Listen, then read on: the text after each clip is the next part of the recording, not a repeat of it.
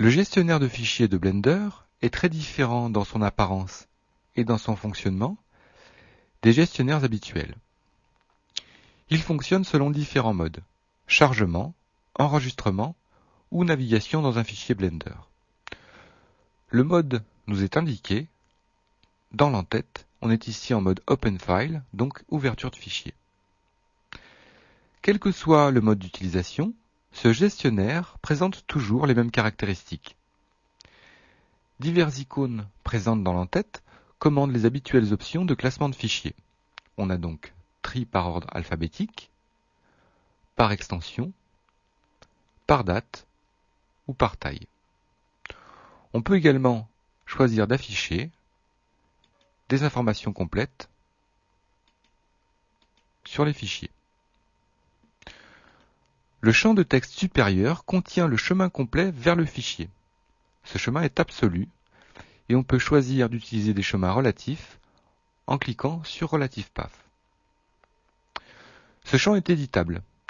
Il permet une navigation rapide dans les répertoires ainsi que la création de dossiers si le nom entré à la fin n'existe pas sur le disque. Le nom du fichier à charger ou à sauver apparaît juste en dessous.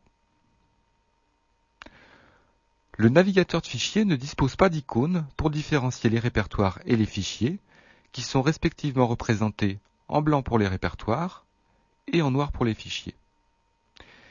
Les fichiers créés avec Blender et dont l'extension est .blend sont précédés d'un carré jaune. Pour entrer dans un dossier ou sélectionner un fichier, on utilise simplement le bouton gauche de la souris.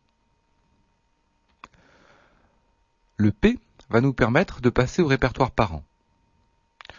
Le menu, qui s'active en cliquant sur la double flèche, contient le nom des différents secteurs logiques ou de la partition racine sous Linux, ainsi que le nom des répertoires déjà visités. Le point, lui, permet d'actualiser la vue, et le double point permet de passer au répertoire parent.